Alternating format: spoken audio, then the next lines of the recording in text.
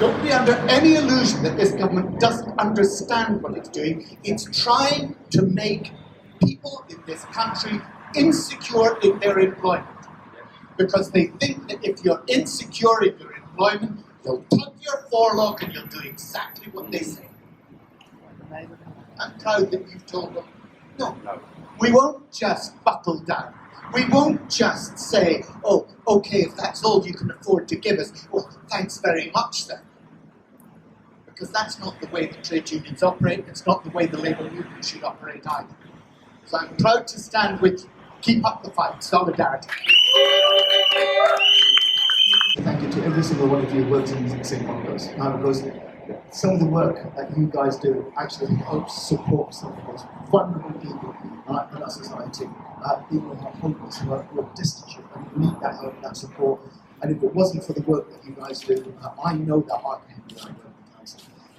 I know I've had over £200 million taken out from myself in the council, from this Tory government, that has crippled us from being able to do what we need to do in order to support every single person that needs that help and support. Mary, I can assure you, when I've been to the Greater London Provincial Council, I've been to the Greater London Employment Forum, and all the unions have raised the issue with me there as well. I've taken it back. I've spoken to Georgia Gould at London Council to make sure everyone's aware. So some of my colleagues across the Labour spectrum, I will say that, in the Labour councils have been writing to Emma and making it known that they are concerned about exactly what's going on and how they should be sitting around the table to negotiate a fair outcome. Yes. Because we also don't want to end up in a situation where St Mungo's actually goes out of business. That's the last thing we want. We need St Mungo's to survive, to thrive, and to continue the good work that they do. I will, some of the concerns you raised with myself, I will take up. So I will speak to Gwen and to Neil and to make sure we're looking at the concerns you raised about the contracts and procurement and just make sure it has been open, fair and transparent and it has the best outcomes and continue to pay people for a fair day's work that they actually do. And that is the commitment from myself, from the council, from the Labour group, in order to make sure that you guys are given the support you actually need to make sure that you guys get a fair day's pay for a fair day's work. Thank you. You know, we organise, workers on the ground, giving non-organised workplaces, non-unionised workplaces the ability to organise and to start to achieve what we're winning in the union across the whole of the UK. As well as being an organiser, also troublemaker, got on a stick. We go by a lot of different titles. Got on a stick's a good one for me. And I was asked just to say a few words about what the next steps are. Because while it's very clear that St Mungo's workers have sent a clear message with the mandate for an indefinite industrial action, it's clear that St Mungo's workers have had enough. St Mungo's workers have put up with enough for years now, to be honest. We've had disputes with the employer on a number of issues, whether it be to do with this glass ceiling on pay rates, whether it's to do with bullying and harassment, or the dismissal and attempted dismissal of reps and our members. St Mungo's workers have had enough. And the mandate of industrial action is a clear message to the employer that enough is enough, and we're not going to put up with this anymore, and we will keep going, and we'll keep moving forward, and being strong and resolute. And actually, St Mungo's relied on the fact that St Mungo's workers would buckle after a couple of weeks, and with with this abhorrent use of agency workers, and eventually workers would start coming back to the workplace and going, oh, well, we'll just carry on working. But actually, it's backfired on them. Because it's the strength and the momentum of this campaign has grown every day and every week, and it will continue to do so. But there does come a point where we have to say, what else can we do as a union? And as a union, again, you can take industrial action and we'll support. There's some financial support there. But sometimes when we're dealing with difficult employers, like we're dealing with St Mungo's, we have to think about what we can do to take an extra step. And it's, in some eyes, and going back some years, it can be seen as quite controversial, something that we call leverage and strike support. And it's not acceptable that our members should have to, in a sense, have to take indefinite industrial action until there's a chance that the employer comes back. Since Sharon Graham took over as General Secretary, we've had hundreds of strikes, and we've won hundreds of millions of pounds in extra pay and improvements in terms of conditions for our members. But some of that has come about by having to take the next step. And some of that is, like I say, what we call leverage. Sharon Graham has been very clear from the beginning of becoming General Secretary, and even before then, that Unite the Union will do whatever it takes and take whatever steps it needs to do in defence of our members and in support of claims for pay and to improve our pay terms and conditions. Unite the Union will leave no stone unturned, and whether it's an injustice to one member or one rep, or to thousands of workers, Unite will do whatever it takes. And, you know, we may want to break the law, but it might be in a limited and specific way. That's just what it is. Unite will do whatever it takes. And we're now formulating a plan in support of the members of St Mungo's to take this fight to the directors, to the trustees, to the people that hold the purse strings, to those people that are associated with St Mungo's directly and also indirectly, because there's trustees and there's executives of this organisation who've got links to other companies and other businesses, and we're going to take the fight to those businesses and to those other parts of the sector, to the shareholders. And we're taking the streets this week already. We've been to the offices of two of the trustees. So we're formulating a plan to escalate this campaign to support the workers who are resolute in standing absolutely strong and absolutely united. And Unite will continue to do whatever it can. And the plan will roll out over the following weeks, where we will be hitting, you know, the City of London, to the financial institutions, to the directors, to the trustees, to all the links they have, to any other events, to other charity companies, and if they're up for awards, we will be outside and we will be shouting loud and proud that St Mungo's workers deserve a decent pay rise, and we deserve 10% as a very minimum now. You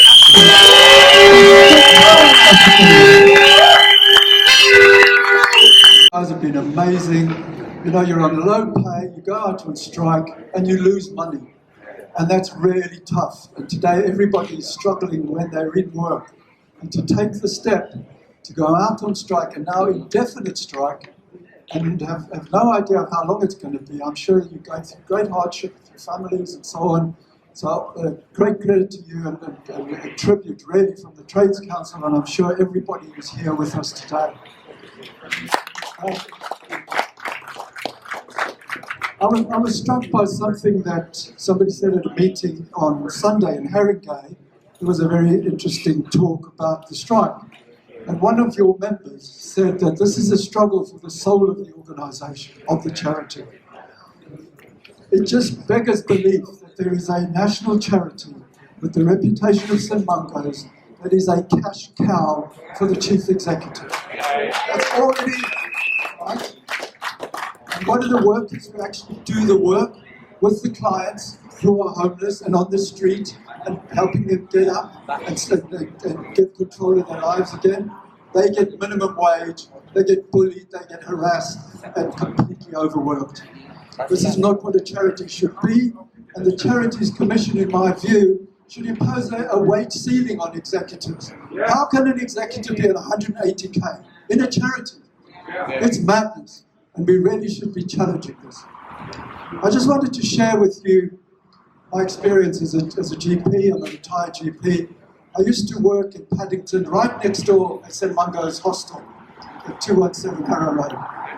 And for many years we worked closely together with the workers at the hostel, and they provided a great service. We were always thankful. They helped the clients come in so that they'd see the GP, the nurses, and give them the very essential healthcare they needed. I don't know if people know, the life expectancy of street homeless people is 45 years. Okay? That's what homelessness does to you. These guys are the very people who are picking those people up, giving them somewhere to stay, and helping them get their lives back together again. It's an absolutely essential service. What do they get for their thanks? Minimum wage, bullying and harassment and overwork. It's not on people. I just want to finish by saying, being in a union is the way forward. As individuals, it's impossible to fight the strike. Because you're in Unite, my union, a great union with a great general secretary, we're able to join you in the struggle and take it forward. We've seen what's happened across the country in the last year. The rail workers, the postal workers, the nurses, the doctors, and on and on and on. The workers are getting up off their knees and fighting back. It's so important. And if you're not in a union, join a union. If you're in a union, get active in your union, okay? Make your union do stuff. We all have experience where our unions sit back and say, oh, it'll all be okay. It's not okay. Every union needs to be fighting hard and showing solidarity to everybody else on strike. So solidarity to St Mungo's and victory to the strikers. St Mungo's workers, and what we've seen over the last 2 decades in the charity sector is absolutely appalling. We've seen these organisations, which are absolutely essential for our communities, run more and more like neoliberal corporations. We've seen bosses earning 6-figure salaries while paying staff poverty wages. We've seen the use of fire and rehire. We've seen the use of precarious contracts, 0 hours contracts. And what St Mungo's have done is take a really strong stance against that, and I absolutely commend them for it. I'm a charity worker myself, and I know, and I'm a Unite rep, I know how difficult it is to organise in those conditions. It's really, really difficult, because bosses make it incredibly difficult for workers. They bully and victimise you to try and get you to go back to work. They'll undermine you by using agency staff. And St Mungo's to come out for 3 weeks of strike action is absolutely unprecedented. And I want to say we fully support you. We will come down to your picket lines. We will engage constructively with St Mungo's and pressure them through the contracts we have with them to treat their workers with respect. Well done. Full solidarity to everyone at St Mungo's. And I'm a Labour councillor, I'm an NEU member, and I would like to firstly offer my solidarity to you all today. Secondly, I would like to congratulate you all on your superb campaign. And thirdly, and most importantly of all, I would like to thank you all for this wonderful campaign. That third word is the operative word. A thanks from us, Labour councillors, from across the Labour movement to you, because what you're doing really is, and I think Dawn captured this the best, when I read it, I think the boss is greedy, yes, but I think the boss can only get away with it because there is a general allure in society where it's deemed okay for management to get ever increasingly richer, and then when there's a problem, and the cost of living is just the latest one. Some people call it a problem. I sometimes hear it as an excuse.